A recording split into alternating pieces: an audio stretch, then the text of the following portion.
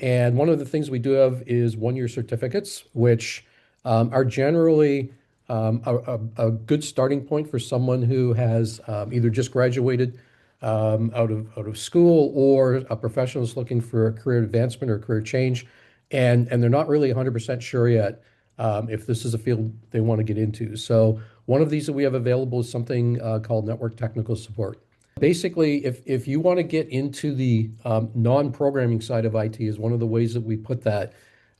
This is a great place to start if you want to troubleshoot and maintain like networking, cloud computing, operating systems, like that kind of a thing. So, it would be a support role in an IT department, or working for a service provider.